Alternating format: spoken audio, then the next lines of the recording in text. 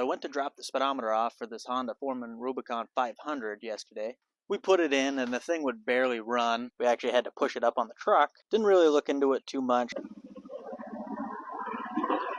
As you can see, she's running now, but it is running fairly rough. Took the gas cap off and it smelled like varnish. There wasn't a whole lot of fuel in it, so I just drained what was in there and put a little fresh gas in. And it's actually running, but it's only running with the choke on. Get this thing out of the sun a little bit so we can actually see the display. So she was running rough, and his mechanic thought that this was limited in the power. Now, if this is not on, it will limit power in reverse. You still have decent power in drive. Even after I replaced this, you'll see the lights are flashing. Anytime you replace a speedometer on a Rubicon, you have to initialize the shift program. This Rubicon certainly won't shift right. So it appears they put a cheap Chinese carburetor on here. And here you have a throttle positioning sensor. That throttle positioning sensor needs to be in the correct place for it to shift properly. Yeah, as you can see, it just wants to die.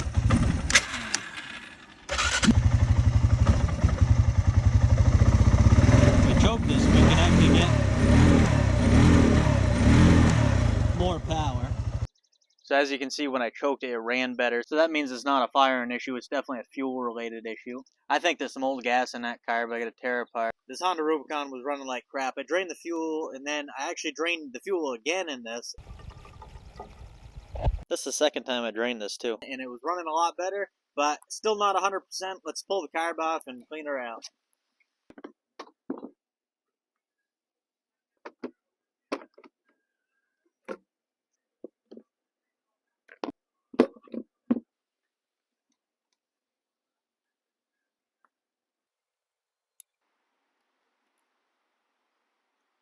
Alright, let's open this up, see what we're working with.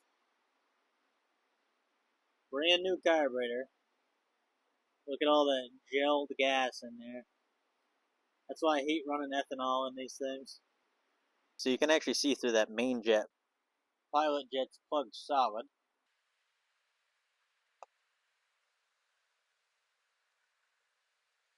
But definitely some gunk in that bowl. Go ahead and hit it with some carb clean out all the passages. As you can see now, the pilot jet you can see through. Well, the carb's back in. What do you guys think? I think she's going to start up and run like a champ.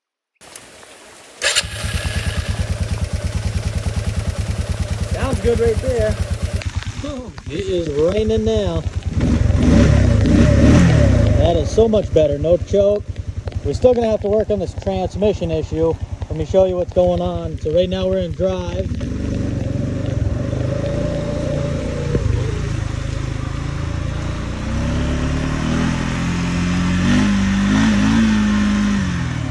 It just won't shift. We put it in ESP where you're supposed to be able to shift, with the hand, and it still doesn't work. It just doesn't shift. What we're going to do is we're going to look up this code here. See, this is normal. When you have this transmission issue, when you put it in reverse, it's going to sputter on you, just like that. You should be able to drive because it still wants you to get home, but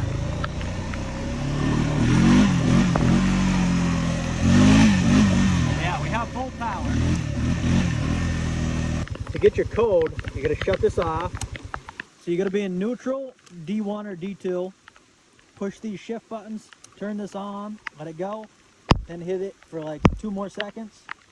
And right there, we should be in. Now watch.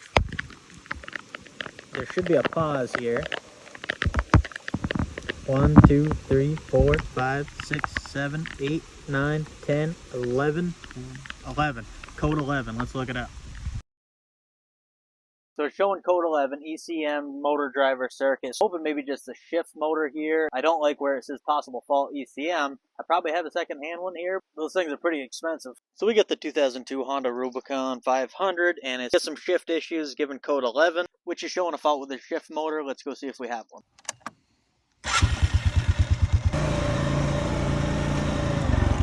Found my stash of Rubicons. It's always nice to have a bunch of parts machines. I have motors for all of these, but only 2 have motors in them right now. I know this one shifted properly.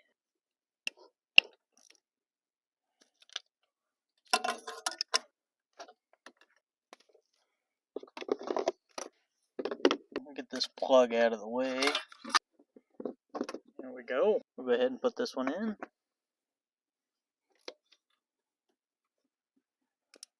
That was actually fairly easy to swap out. Hopefully, that's the problem. Moment of truth here. Let's see. So we're still blinking. I'm going to have to do the reset. Which for the reset, you turn this off. Start it up. Let it idle for about a minute. Go ahead and shut it off. Similar to what we did the last time, you hold these buttons in, turn this on, go up, down, up, hit that throttle, let it go. That should reinitialize it. Doesn't seem to be doing anything.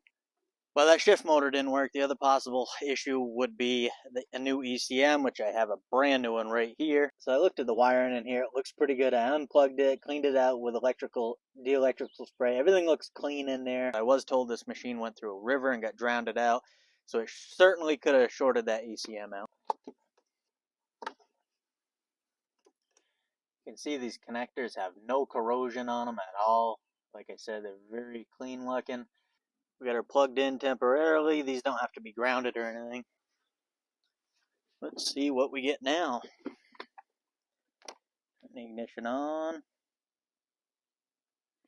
That's a much better sign. We got a neutral light. Before, that was all flashing. So let's see what happens when we start it. That's a good, yeah. Right back to flashing. We got a break from the rain, but judging by the clouds over there, I think we got some rain coming in again.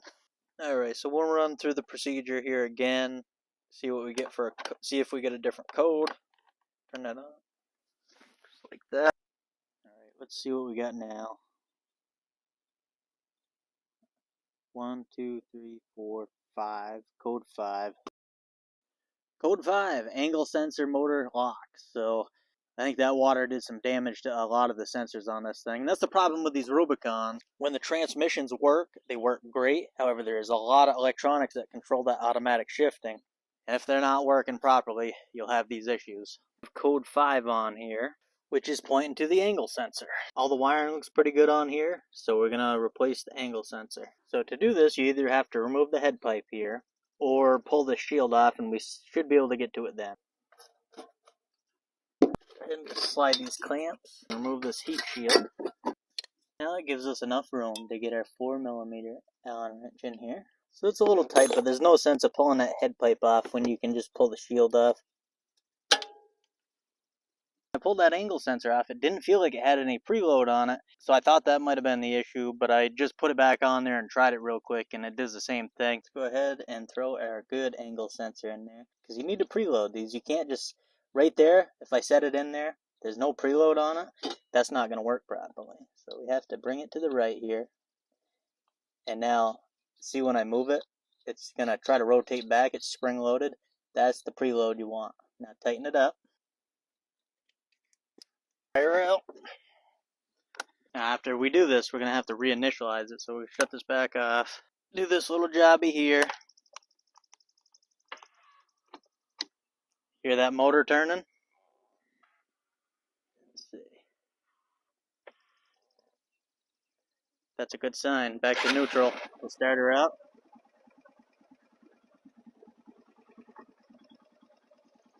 Let me put it in gear. Oh, now we're talking. I cannot drive this though. I got the ECM right here, so I cannot drive this like that. Get that angle sensor working. Everything seems to be working. I haven't drove it yet, but it seems to be working. I'm going to swap the ECM back and see if possibly the other one's working. I don't think it is. I think we're going to have to use this new one. We get the old one plugged back in. Oh, let's come up here. And we're just blanking again. And when I try to do the reset procedure, it doesn't even, the motor doesn't turn in there, nothing's working. So to remove the ECM, you have to remove the toolbox, which is just a couple of screws here. Pull her on out. Now as you can see to this box, there's no physical damage. There's no corrosion on the connectors. I'm not sure what happened to it, but it's definitely a faulty part. Go ahead and throw the new one in. Plug her in. I think we might have it this time. Let's try it out.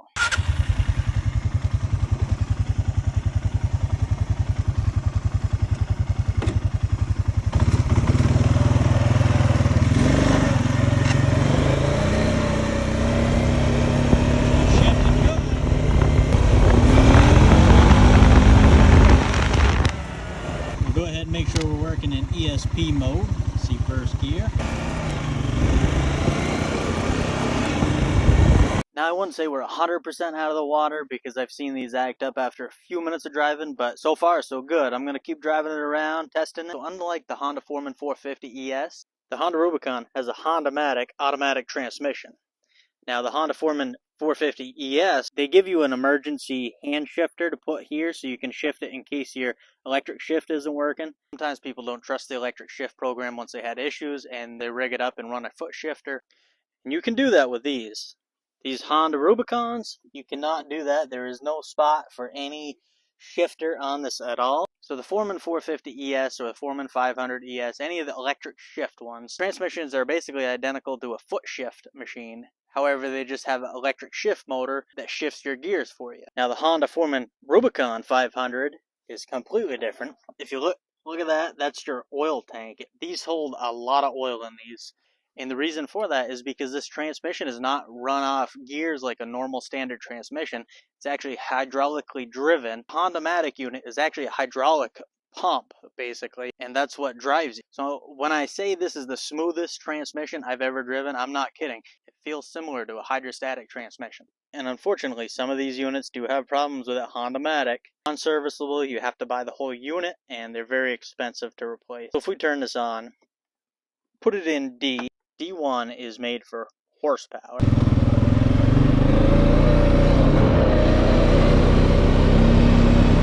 Kind of get a feeling for the RPMs.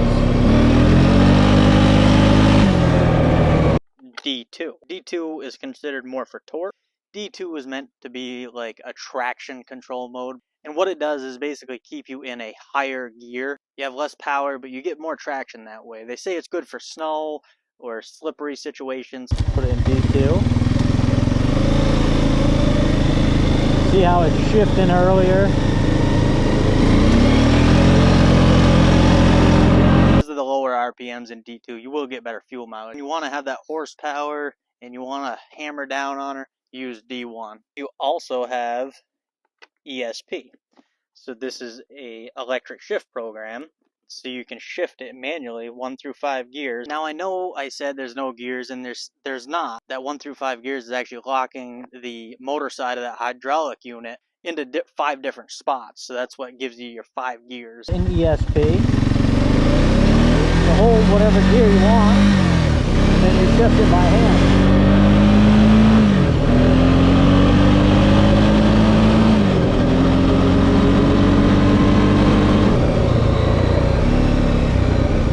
All the way forward, you have a low range, and when you're in low range, D1 and D2 do not make a difference. Low range is low range. However, you can run ESP, and then you have 5 gears in low range. Here's low.